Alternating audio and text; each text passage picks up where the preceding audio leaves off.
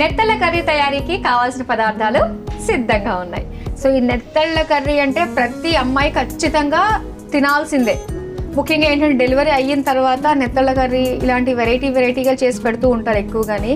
So చాలా మంచిది అని చెప్పేసి ఇప్పుడు అలా ఎవరైతే ఉన్నారో మరి ఇప్పుడే మదర్ అయిన వాళ్ళు ఎవరైతే ఉన్నారో వాళ్ళు ఖచ్చితంగా తినాల్సిన కర్రీ అన్నమాట. మరి చూద్దాం అది ఎలా చేయాలో తెలియని వాళ్ళకి ఇప్పుడు మనకి మన ఆంధ్ర స్టైల్లో మచిలీపట్నం స్టైల్లో మనకు నేర్పిస్తున్నారు సోనీ గారు. నేర్చేసుకుందాం మేము నేర్చుకుంటాం, మీరు చెప్పేసేయండి. ముందుగా స్టవ్ ఆన్ చేసేనా? Okay okay.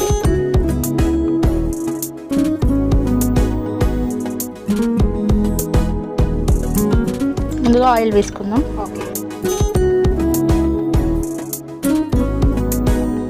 నాన్ వెజ్లో కొంచెం ఆయిల్ ఎక్కువ ఉంటేనే బాగుంటుంది. అవును అవును. నెక్స్ట్ ఉల్లిపాయలు వేసుకుందాం మాదిరి. ఓకే.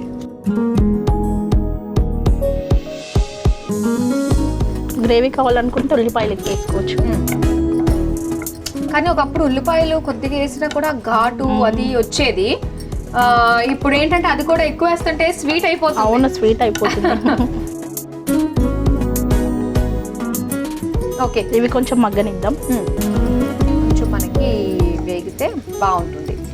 మీరు మచిలీపట్నం వెళ్తే అక్కడ నుంచి ఏం తెచ్చుకుంటారు ఇక్కడికి? బందర్ లడ్డు.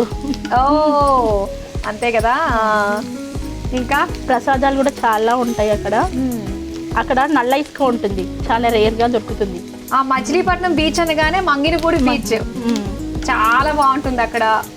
సో ఇక్కడ ఇప్పుడైతే ఎలా ఉందో కానీ అప్పట్లో అయితేనో అసలు ఆ బీచ్ దగ్గర అన్ని కూడా ఒకళ్ళ పక్కన చేపలు పడుతూ ఉండేవాళ్ళు, ఒక పక్కనేమో మొత్తము అన్ని రకాల తినుబండారాలు, పిడతకంది పప్పు అని, వేయించిన పల్లీలు, అవన్నీ ఆ బీచ్ లో కూర్చొని అలా ఎంజాయ్ చేస్తూ తింటుంటే చాలా అసలు ఆ ఫీలే వేరు.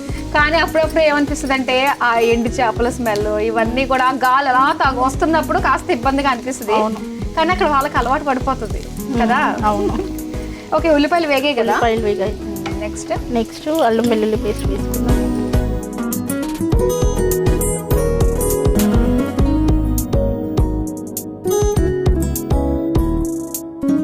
నెక్స్ట్ ఉప్పు,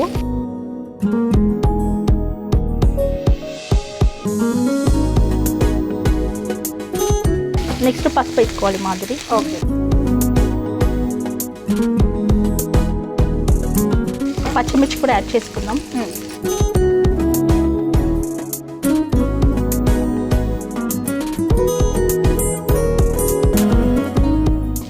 ఇప్పుడు పచ్చిమిర్చి కొంచెం మగ్గింది కదా, ఇప్పుడు టమాటోస్ యాడ్ చేసుకుందాం. ఓకే.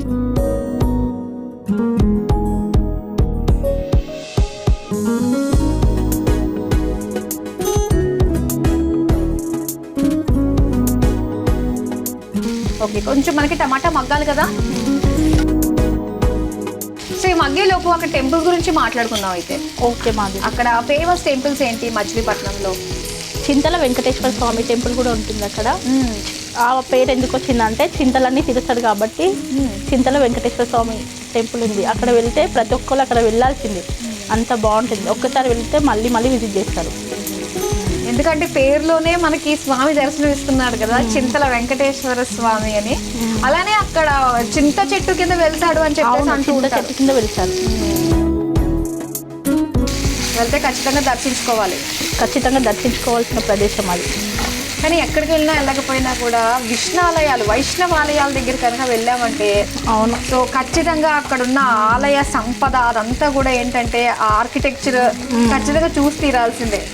ఆయన అలంకార ప్రియుడు అంటారు కదా, ఆయన టెంపుల్స్ కూడా అలానే ఉంటాయి, చక్కగా అలంకరించి చూడాలి అనిపించేటట్టుగా. ఓకే, టమాటాలు మగ్గాయి కదా. మగ్గినాయి.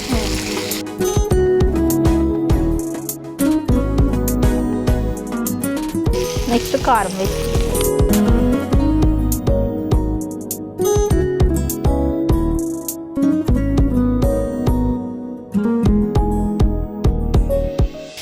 ఇప్పుడు కొంచెం వాటర్ వేసుకుందాం మాదిరి.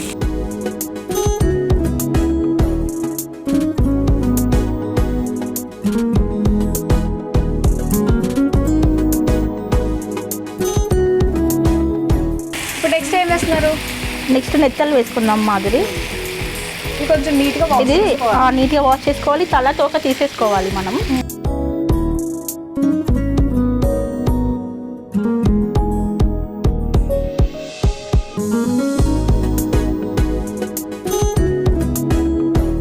మొక్క లేకపోతే ముద్ద దిగదు అని చెప్పేసి వాళ్ళకి నాన్ వెజ్ ఏదున్నా అట్లీస్ట్ ఇలా నెత్తలతో అన్నా కూడా ఖచ్చితంగా వండుకుని తినాల్సిందే.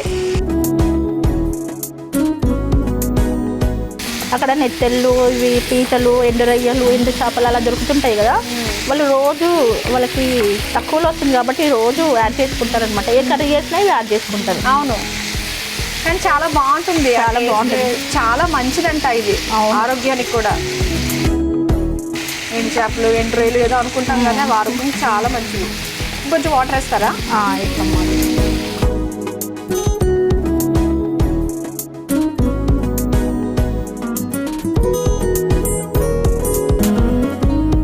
Last garam masala,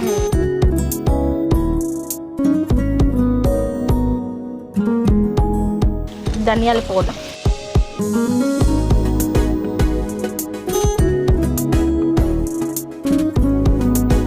final touch అయిపోయింది. మూత పెట్టేసుకుందాం మాధురి. ఓకే ఓకే సోని గారు, చూద్దాం ఎంతవరకు వచ్చిందో. ఓకే, నూనె ఎంత తెలియదు పైకి అయిపోయినట్టే కదా. ఇలా నూనె పైకి తెలినప్పుడు మనం స్టవ్ ఆఫ్ చేసుకోవాలి మాధురి. ఓకే, ఫైనల్ టచ్ ఏమైనా ఇస్తారా? గార్నిష్ చేసేటప్పుడు కొత్తిమీర వేసుకుందాం అప్పుడు. సరే,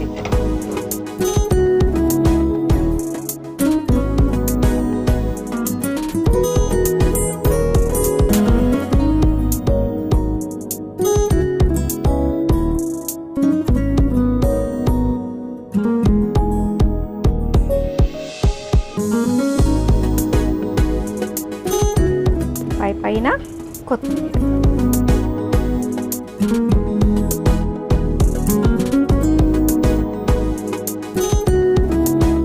వేడి వేడిగా నెత్తెల కర్రీ రెడీ అయిపోయింది. మరి దీని తయారీకి కావలసిన పదార్థాలు, తయారు చేసే విధానం మరోసారి చూసేయండి.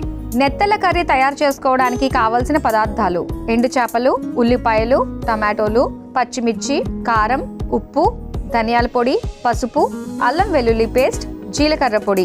నెత్తెల కర్రీ తయారు చేసుకునే విధానం: ముందుగా స్టవ్ ఆన్ చేసి ప్యాన్ లో నూనె పోసి వేడయ్యాక అందులో ఉల్లిపాయ ముక్కలు, అల్లం వెల్లుల్లి పేస్ట్, ఉప్పు, పసుపు, పచ్చిమిర్చి, టమాటో ముక్కలు వేసి వేయించుకోవాలి. తర్వాత అందులో కారం, కొద్దిగా నీళ్లు, శుభ్రం చేసుకున్న నెత్తళ్ళు, గరం మసాలా, ధనియాల పొడి వేసి కలిపి మూత పెట్టి కొద్దిసేపు మగ్గించుకొని సర్వింగ్ బౌల్లోకి తీసుకుని పైనుంచి కొత్తిమీర చల్లి సర్వ్ చేసుకుంటే నెత్తెల కర్రీ రెడీ.